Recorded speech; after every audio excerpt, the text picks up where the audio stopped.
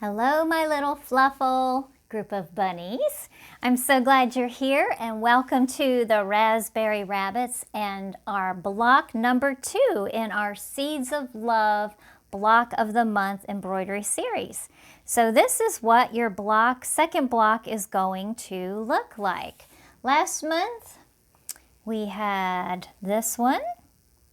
And this month we have this one. So if you do the whole series, there's going to be 9 blocks and it will make a 15 by 15 quilt. You'll be cutting on the line, which will give you a 5.5 inch block sewn together is a 5-inch block. But I also, coming in April, I'm going to give you the option to have some sashing and setting squares, which would make it a 19 by 19 inch quilt. So that's going to be an option for you. You can also just buy these kits individually and you can make them into something else. If you don't want to make a quilt, they make a great center for a pillow or a pin cushion or a beautiful sachet that you can send someone. So if you're not a quilter and you don't want to make a quilt, you can make these into anything else you might like. Okay, so that was last month. And this month, this is the one we have here. Let me show you what you're going to get in this kit. Isn't it pretty? So we're using the same colors throughout since this is the block of the month. And what you're going to get, you'll get printed instructions with color photos on how to stitch it. You're going to get the design. You don't have to do any tracing at all. This is pre-printed for you on 100% Belgian linen, and it comes with a paper backing. And when you get the kit, you're going to peel this paper backing off of the linen. You'll also get a piece of this fusible interfacing. This is a cotton fabric, and on this side it's a web of glue. So you'll peel the paper off, and then you're going to take this and put it web side, the glue side down on the back of your linen. Then with your iron set on a cotton setting, you're going to fuse this to the back of the linen. And this stabilizes it and it helps you be able to stitch around and move stitches without worrying about them being shown through on the front. Okay? Once you do that, what I like to do, I take it to the sewing machine. And with my sewing machines, and I go about 1/8 of an inch. So 1/8 of an inch with my sewing machine, I stitch all the way around the outside of this. I call that stay stitching. And what that does is it keeps your fabric from fraying because that little stay stitching is right there, okay? So it'll keep it from fraying as you're stitching and working with it. Okay, so that's what you're gonna do there. And then you'll get these beautiful Valdani threads. These are the colors we're using. And these are a size 12 pearl cotton. A pearl cotton size 12 is comparable to 3 strands of embroidery floss. The difference is that the strands are twisted. So I had some questions regarding whether you should use 1 or 2 or 3 of these. You're just going to use 1. It's ready to go. So one piece of this, about 18 inches long, is all you need of the Valdani size 12 pearl cotton. And then I'll also give you a size 7 embroidery needle. Everything comes wrapped up in this pretty little envelope with a ribbon. And I call these my Ready Set Stitch kits because all you have to do is open the kit and get to stitching. Okay? In addition, if you need a hoop, I have 5-inch hoops and 7-inch hoops in my shop. So a 7-inch hoop is big enough that you won't have to move the hoop around to do your embroidery work. It'll fit your whole project in there. I use a 5-inch hoop because I have a small hand, so for me it's more comfortable to use the 5-inch hoop when I'm doing my work. But either one, it's personal preference whether you can use a big hoop or a small hoop. I have both in my shop for you. All the stitches that I use the same basic stitches, and they're all referenced in this wonderful embroidery guide. Folds out, laminated, and there's instructions on there. So even what I'm saying here, there's a backup here for you to use if you need that. I also love these thimble pads. These are the thimbles that I use all the time, and I'll show you these in just a minute. And of course I have some bunny embroidery scissors. Everybody needs a cute little pair of bunny embroidery scissors. They're just fun. All right, so let me show you what we'll be doing for the stitches on this one. I'm really having a good time doing these. Let me grab my hoop. So my project's in my hoop. And then grab my thimble. And again, so they stick right to your fingers. So there's a little sticky there and it goes right down, and you can use them over and over and over again. When they start wearing out, the heat of your finger will warm them up and keep sticking them to you.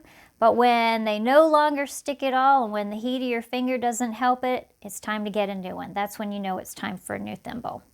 But they're really great. Oh, they're so comfortable, I forget I have them on there.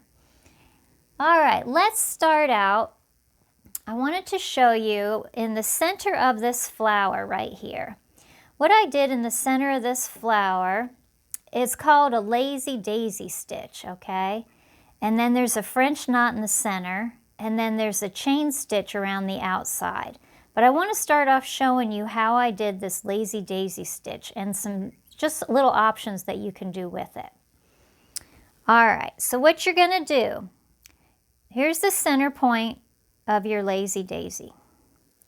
You're going to come up on this dot right here, come up from the back. I've got a knot in my thread, and then you're going to go right beside it, not in it but real close, and then you're going to come up to the next dot. You see that second dot up there?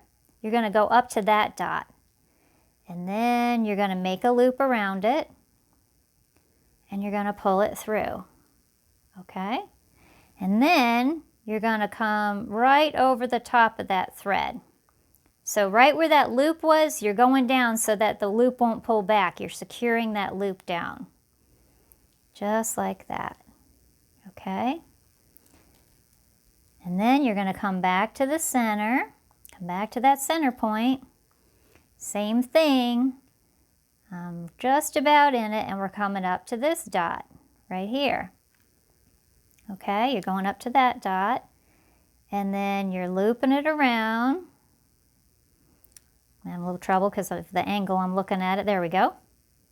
Okay, you're looping that around, and you're pulling that down. And again, see that loop right there? I came up here, and now I'm going right over the top to secure that loop so that it doesn't pull back. All right, let me do one more. Come back to the center right here.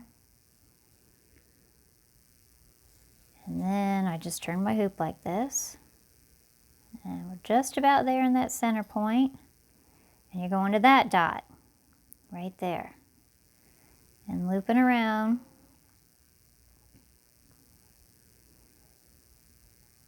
There we go. Whoops, split it. Hang on a second. There we go. Looping it around. And we're coming back through. Okay? And then again, you're going to secure that dot, that loop. All right, so what you're going to do, each of these dots, center to the dot, center to the dot, center to the dot. You're going to go all the way around till you get them all done. Then you can decide that you might just want that look like that. But what I did, after I did those basic ones, I came back in and I filled in with some more. So then what I did is I came from here, I kind of just gauged it, came from the center, and then I decided, okay, those are there, but I've got this space right here. So what I just did is I kind of eyeballed it. And again, you don't have to do this. It's just if you feel like you want to have a little bit more center on the flower. You don't have to. It's just an extra dimension. And all I did was just kind of gauge it like that. And I added another dot, another lazy daisy stitch. Okay, so that was in the center of those. And then you can come back here and put it there and there and put it there. Again, you don't have to. You can just do those simple ones right there. And then you'll be putting a French knot in the middle. So let me show you. While I've got this blue here, I'm going to show you the chain stitch that I did around the outside. So around the outside of this flower, I did a chain stitch. I also did the same chain stitch in the center of these leaves, okay? So you're going to do a chain stitch around the outside of the flower, and you're also going to use the chain stitch to fill in the center of the leaves here, okay? Let me just show you with this blue thread since I've got it right here. You'll come up on the line. We're stitching on the line, super easy. Don't have to trace or do anything. Chain stitch is basically almost like a lazy daisy with forming of the loops. You're going to come up, then you're going right back beside it, and up on the line you're going to take a little bite. If the smaller your stitches are when you're doing curves, the easier it is to keep a nice curve and flow, okay? So you're going to come up and you're going to loop that around, and then you're going to pull it through, okay? Do another one. So now you're coming up, you're going back in here, back into the loop. Now you're kind of near the edge. You're not like in the middle or far over here. You're kind of close to this edge, but you're in the center of that. And then you're going to come up on the line. You're going to loop it around, and you're going to pull it through. I'll do one more. You're in the center. You're coming up on the line. See why it's important to take little small stitches? Because then it makes a really pretty curve going around like that. See, it'll start coming around there. If you did real big stitches, it would start squaring it out and it wouldn't have that nice curve to it. Okay, so that's how you do those. And let me pull this off of here, and actually I think I'm going to jump over to the side flower. Let me show you how I did these flowers right here. And I'm calling it Seeds of Love because these are actually made up of little hearts. Do you see the little hearts in there? So we are stitching the seeds of love. We're throwing lots of happiness, good intentions, and love out into the world. We are reaping what we sow. All right, so what we're going to do with these is, see the little heart there? This is how we do this. This is like a satin stitch is what this is. You're going to come up in the center of the heart here, and then you're going to go to this point right here, like that. Point of that heart. And then what you're going to keep doing is you're going to follow. You're going to come up, and then you're going to go back to that line. Oops, got it hooked around there. That happens. There we go. Okay. And then keep following the line and filling it in. Okay, so I'm just going around and around, coming back up, going back on the line like that. Okay, just long stitches. Okay, so you'll do that here and then on each side. Again, you'll start in the center. Let me just show you that again. You're going to start like that here, and then you're going to go to the point. That's how your starting point is. And then again, you're going to keep stitching on that line. Okay? I'm kind of off the line there a little bit from my angle. Trying to show you and look at the same time gets me a little wonky. There you go. But you can see how you'll fill in there and how those stitches will fill in, okay? So let me show you how to do the back stitch on these. Habit to kind of tie it off on the back there. I'll show you that next time too, with this, how I tie it off. Okay, so now we're going to do the back stitch of these vines right here. This is what we're doing, this back stitch. I also use the back stitch here, and then I use little tiny back stitches in this gold to fill these in. So it's the same thing. With the gold here, I did a back stitch to outline the whole thing. Okay, I outline the whole thing in the gold back stitch, but then I use these little back stitches to fill it in. And then the same thing here. So these lines right here, the vines going around, we're going to back stitch them. I also back stitched around the outside of the leaf, but on the inside I use that chain stitch, the same chain stitch we used here. But let me go ahead and show you the back stitch on this leaf. You're just going to come up on the line, again, stitching on the line, go forward just a little bit, and then we're going to come up again on the line, a little bit forward. And once you do this a lot, you start finding a nice rhythm, and then I go back into the previous hole, okay? And again, come back up. So it's just this up and down, okay? Just like that. Now I know some people, they can do it a little differently. They come up on the line, they go into the previous hole, and then they come up like this, forward. I've never been good at doing that, but if you can do it, that's wonderful. I can never keep my stitches even. They get all cattywampus, and it's just not a good look for me. So after so many years, I've been doing this forever, it's easier for me to go up and down, up and down, up and down. While I'm right here, let me show you this chain stitch. So you'll come into here for the leaf. Again, you're back stitching around the leaf. You're back stitching around with the gold, filling it in with little back stitches. But this chain stitch right here, you'll come up on the center of the leaf, and then you'll come up on the line, and you'll make the loop. Just like that.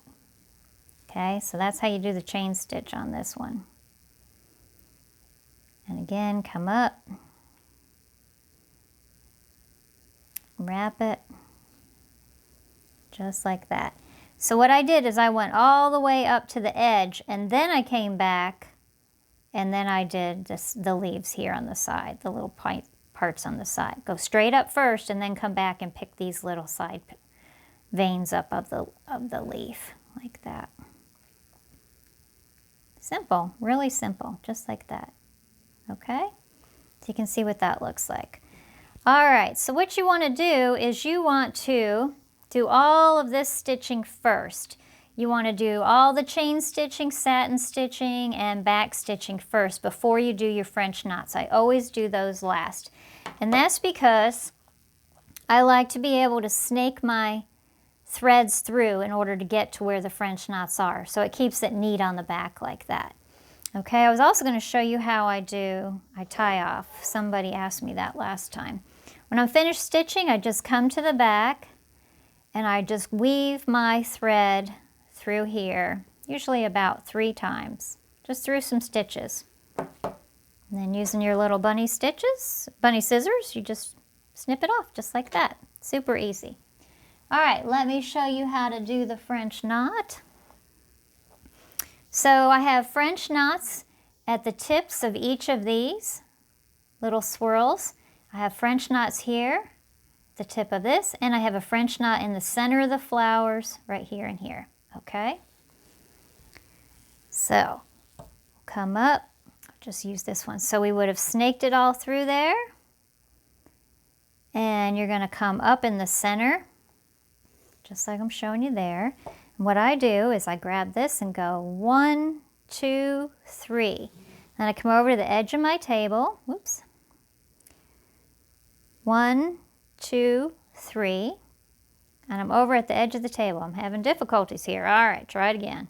1, 2, 3. There we go. It was because that was in my way.